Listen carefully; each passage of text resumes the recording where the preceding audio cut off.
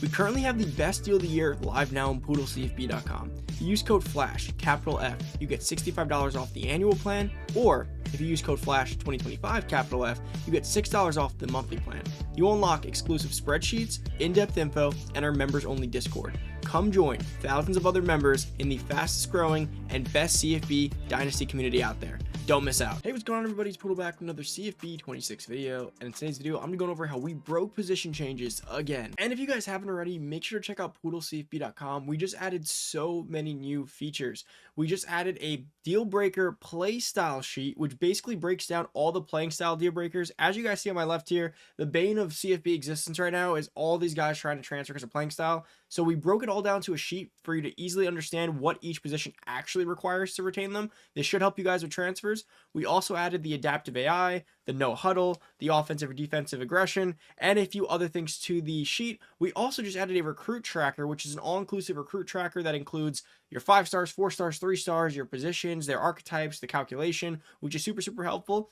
We have more updates coming soon, and that doesn't include all the other things you already have over there that you probably already heard about. So make sure to check it out. And of course, use code FLASH, capital F, for $65 off the annual plan, or code FLASH 2025, capital F, for $7 off the monthly plan. Come join thousands of members and join the fastest growing and the best CFP 26 community out there. You won't regret it. Let's get into it. So guys, the game came out and we tried utilizing position changes a lot the first week or two. Players were breaking, skill caps were breaking, players were destroyed, position changing was dead. Then EA released a patch. We found a way to kind of take advantage of that patch, and we're kind of back on track with position changes being advantageous for your players. Now, what we did last time was for improving skill caps and improving potential. Today's video, we took it a step further and actually are able to take this on beyond just a skill cap perspective, which we showed you in the other video, so make sure to check that one out, but how to actually maximize a player's potential and utilize skill points efficiently, because being able to utilize skill points efficiently, especially with talent developer being so strong this year, is awesome. Because if you can go ahead and actually go like the development route with talent developer and with a few other things, and you can maximize that plus then go ahead and do it efficiently, you could build absolute god tier players. And you have manual on, if you have auto on, it works in a similar way, but it may be a little bit tougher. But let's go through how we're gonna do this. So let's start. I chose a roster that could accrue good skill points. Again, the school I chose does not matter. I only chose them because the coach a talent developer, and I bought talent developer, and then the coordinator said talent developer, so it makes it a little bit easier for me to showcase points quickly for a video versus me having to do a few more season sims. So I have some skill points saved up for me to show you guys what this looks like. But the way it's going to work is trying to understand when looking at archetypes that things cost certain amounts of points. So for instance, let's look at this hybrid safety, Trevor Holton. He's a hybrid safety. Perhaps you want to upgrade his hands, right? His pass coverage is pretty cheap, his IQ is cheap, his run support's cheap, his power's okay. Maybe you want to get him some higher hands, but you don't want to waste any skill points on it. Or perhaps you want to upgrade his pass coverage, but it's expensive or whatever. This goes for a lot of different groups, and I'm going to show you guys what this looks like. Also, where you utilize this best is when trying to utilize archetypes that aren't the fastest growing. So as I showed you guys, if you haven't seen it already, I dropped my best defensive archetypes and offensive archetypes. Trevor Holton being a hybrid safety would put him in last place as the slowest growing safety type. So let's say you had a really good hybrid safety that you really wanted to grow, but you didn't want to spend the points of hybrid safety.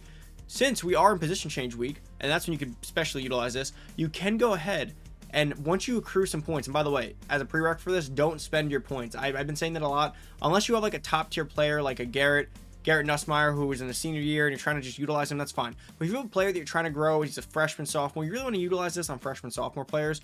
Less abilities to botch, less mentals to botch.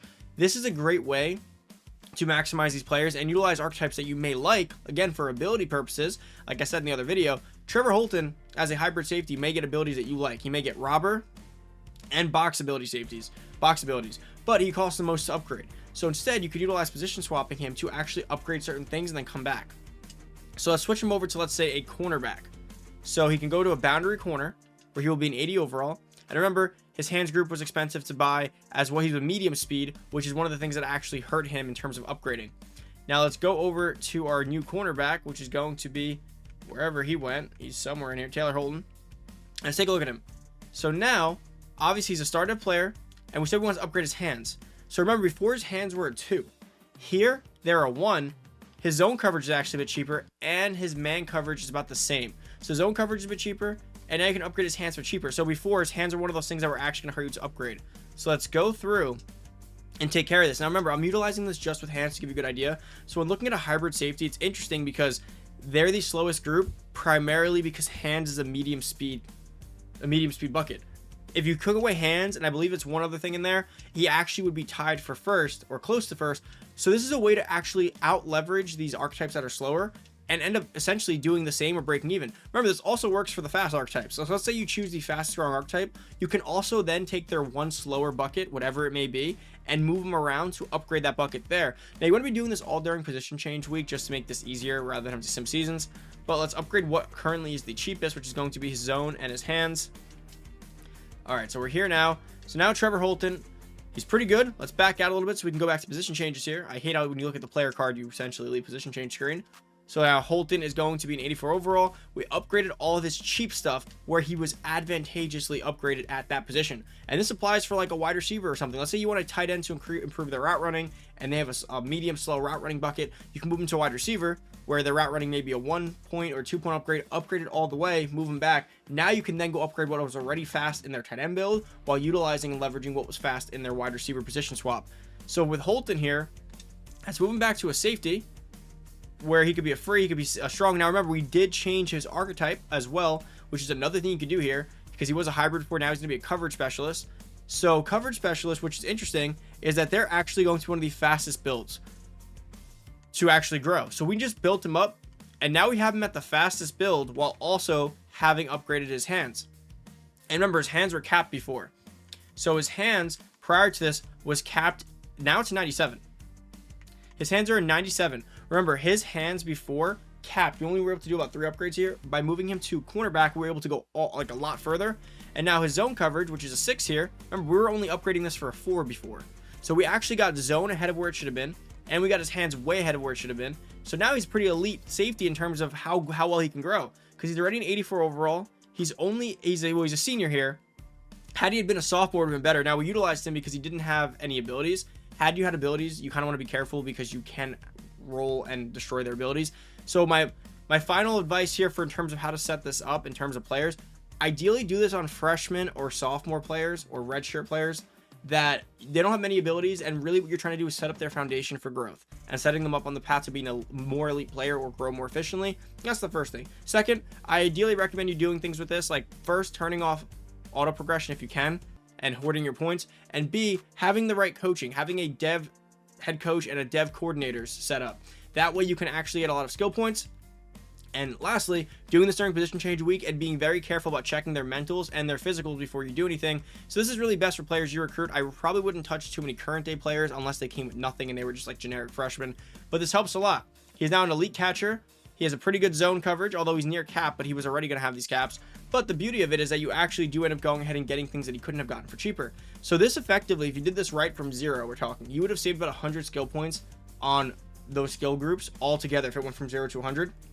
About 100 skill points total, which is a huge change. And we could showcase this with a few different things here if you wanted to. So let me walk you guys through a few other examples and some quick little pointers before we get out of here. So for a quarterback, let's say it was a pure running quarterback or a pocket passer with some speed. Let's say you want to upgrade their open field moves. Instead of spending elusiveness on a quarterback, you can always move them to another position. And remember, the position group when spending is very tied to where they're at. So for instance, a tight end who has like an 80 route running probably is near the top of his caps, and that's costing you 7 to 8 points per upgrade, while a wide receiver who's at 79 to 81 route running probably only costs you 3 to 4 points because that's low by their position group. So for instance, on a tight end, like I said before, while we can move him over, let's take a look. He was at 3 and barely filled. Let's move this one over here because he does have star dev and he is has a bit more skill points to utilize here. Let's move him over to wide receiver, contested specialist, and let's see the difference in how much cost and how much it is. Because remember, like I said, when doing this, you do have the interesting situation where their things actually will be a bit cheaper as a whole. So let's go into his upgrades here. Let's take a look. As you guys can see, his hands are a 4. His route running is a 2 now. So this is what I was referring to before, is that while on the tight end spectrum, his route running was a lot higher in the development of a tight end, because tight ends, let's say they go from 65 route running to 85 on average.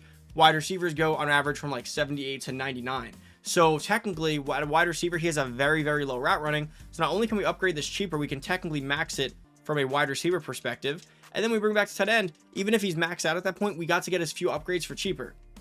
His elusiveness is probably easier to upgrade. among a few other things. His IQ, his hands are relatively easy to upgrade here. And then we can move him back to tight end after. Look at this. Because on the spectrum of wide receiver, he was actually considered pretty low. So there we go. We got a spec catch up. We get that up. Now let's go take it back to tight end. And again, there's so many options for this. You can move a running back to quarterback to get some extra accuracy upgrades so that you can do the halfback fake passes with them. You can do this with wide receiver to tight end. You can do it back and forth there. Let's go back to our contested specialist. Where'd you go? He became very, very good once we upgraded him a bit more. So let's change him back to tight end. Although he's a little too slow to be a wide receiver. So let's go check him out at tight end. There we go. Elias Williams. And let's check out where he is with his rating. So remember, we were capped to see his hands are maxed now. Before his hands could not have gotten this high. His hands were almost capped. He only had a few more spots to go. And if you recall, so not only did we break the cap, we also got it for cheaper. Because see, it would have costed me after that halfway point like 5, 5, 5, 6, 6, 6, 7, 7, 7. Versus we just did it for like 2, 2, 3, 3, 4, 4, 5, 5. We did it for cheaper. So we saved skill points. We were able to utilize his only 47 to max out his hands.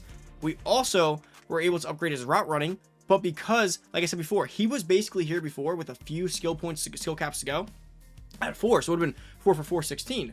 But instead, I dropped him down lower to a wide receiver, which started him lower, below his caps. I got him 2, 2, 2, 2, got an extra boost. Now I can utilize his actual caps remaining. And now look at this.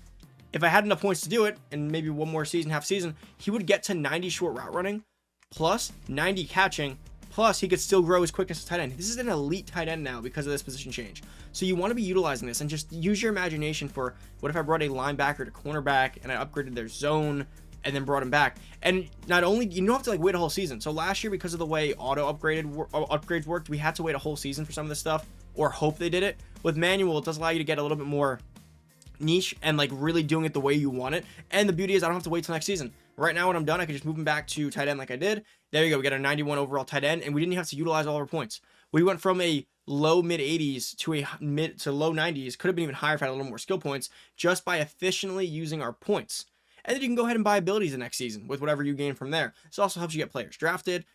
And you can just get a super, like, you can get like that Travis Hunter type build when you move a cornerback to wide receiver, like we could have done. Got their catching up to 97, which is what we did with the safety to cornerback.